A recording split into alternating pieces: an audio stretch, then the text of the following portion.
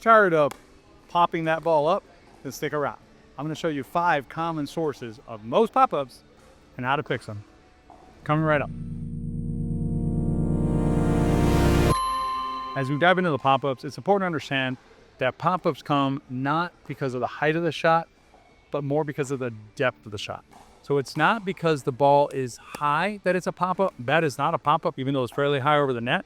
It's because of the depth of the shot. So that's a pop-up, even though it was lower than the first one.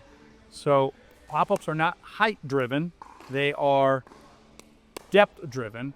And depth is caused by the energy of your shot. So we're going to be focusing in this lesson on looking at energy sources and how those affect your shots. First, we're going to look at pop-ups that happen with your dink, like that one there that almost hit the camera. Pop-ups off your dinks are because of too much energy, as you now understand. So what's the source of the energy in the dinks? The first and probably most common source of extra energy in your dink that results in popping it up comes from the paddle swing. How much you're swinging your paddle in connection with your dink. Your swing has 3 components. It has a backswing, it has a point of contact, which is where you make contact with the ball, and then it has a follow-through. For your dinks, you oftentimes don't need a backswing. A backswing is not necessary for you to accomplish your shot that you're trying to hit. But by having a backswing, you have the risk of having too much energy in the shot as you hit it.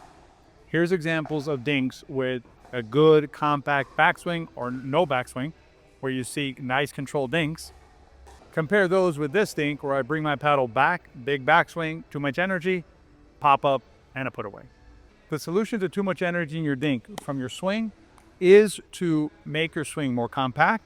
In fact, you can probably reduce your backswing completely in your dink, where you're basically taking the ball to where you're going to hit it and just lifting from there with your follow through.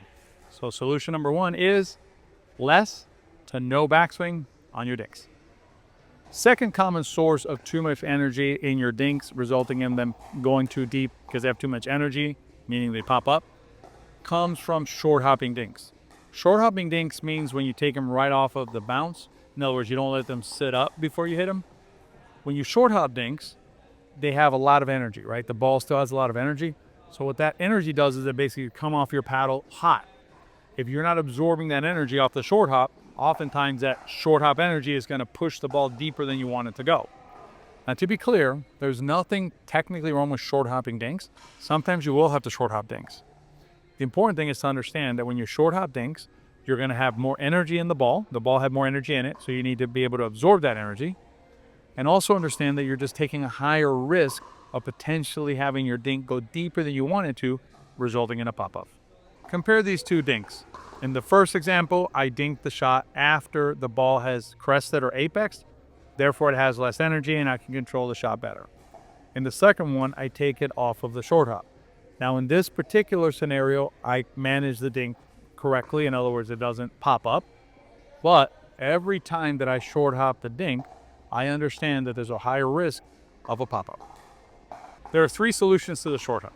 Solution number 1 is, if you can, open up space to allow the ball to apex. Therefore, you're not short hopping the dink anymore. Number 2 is to really soften up your arm, really relax the arm so you can absorb the energy that's coming off of the short hop ball. Solution number 3, just have an understanding that as you take short hop dinks, you increase the chance of a pop-up. The third source of extra energy in your dinks that results in pop-ups comes from your body. As we move into this source of energy, if you're enjoying this content, make sure you subscribe to the channel so you get notified about other content just like this. What we're talking about here is we're talking about you're getting set to hit the shot, right? Nice controlled body, everything is good. Extra source of energy comes from when you're hitting and lifting your body at the same time. So you're basically coming out of the shot before you finish the shot. And I'm hitting the exact same shot I did before, the same paddle swing. This one is the same one as this one. The difference in those 2 is me pumping my legs and coming out of the shot. That pump of the legs delivers extra energy through my body into the paddle, ultimately to the ball, resulting in a pop-up. The solution to too much energy from your body coming out of the shot is to commit to the shot. When you get down and set, stay with the shot, hit the shot, then come up back into your ready position. Avoid coming up as you're hitting the ball, reduce your risk, of popping it up. So now you know 3 areas of extra energy for your dinks. We have your paddle swing as number 1. We have your short hopping of the dinks as number 2. And lastly, we have our body if we're coming out of that dink too soon, delivering too much energy to the ball so that it goes too deep and we get smashed. But what about volleys? Because you're also popping shots up off the volleys. What areas for the volleys can you fix and reduce your pop-ups? As we get into the volley pop-up errors, if you made it this far in the video, I want to share with you a free Better Play guide. I'm going to put a link up above, and we'll also put it in the show notes. Share it with you again at the end of the video. Get this Better Play guide. It'll give you some really helpful tips to help you improve your play. The first area of volley pop-ups that we want to look at has to do with your paddle angle when you're hitting the ball. Paddle angle, we think about this paddle angle being open relative to the ball. So that's an open paddle angle. This is a closed paddle angle, again, relative to the ball. So this would be closed toward the camera and this would be open toward the camera. Situation that arises is you're playing a banger, someone hitting hard at you, and you have your paddle too open like this. When you have your paddle too open like this, that ball is going to bounce up off of your paddle. It's going to basically have an upward arc off your paddle. Now it is an energy problem, but the energy is coming from your opponent. So your opponent's the one that's delivering a lot of energy into that ball. When you have your paddle angle too open, that allows then the ball to travel up and deep, allowing it to be a pop-up and then get smashed down. The solution here is to bring your paddle more closed than you have it in that situation. So if you're popping balls up like this, then you're going to close the paddle angle some. And you want to be careful here. Don't close it so much that you end up hitting the net. That's obviously not optimal either.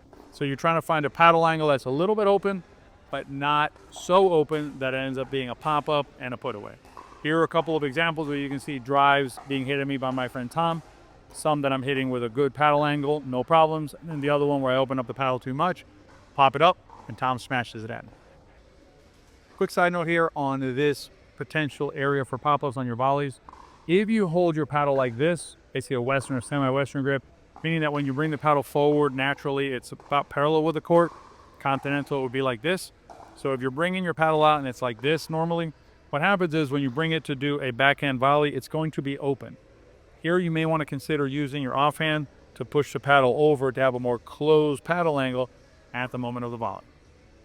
The last source of volley pop-up errors actually has to do with hitting shots that you should not hit. When you're playing against a very aggressive player, someone who's coming at you out of the air or off of the bounce very aggressively, and they're hitting balls up around your chest and shoulder area, if you're trying to volley those balls, oftentimes you're going to result in popping it up. So if you're basically trying to hit balls up here, trying to catch balls in this zone, it's really difficult to control the paddle angle on a hard hit ball from low to high and bring it back down again. Oftentimes you're better off just letting the ball go. What happens is if you stay in there and try and fight it, you're going to try and fight a ball up here. That ball is not going to pop up. The next one is going to get hit down. So you'd rather play the odds instead of trying to volley a ball that's hit hard up here. Just get out of the way and give the ball a chance to go out. Remember that pop-ups are part of the game. You can minimize them, but you're never going to eliminate them completely. Use the tips in this video and reduce your pop-ups. I'll put a link here to that guide that I promised you, and I'll see you inside our next lesson together.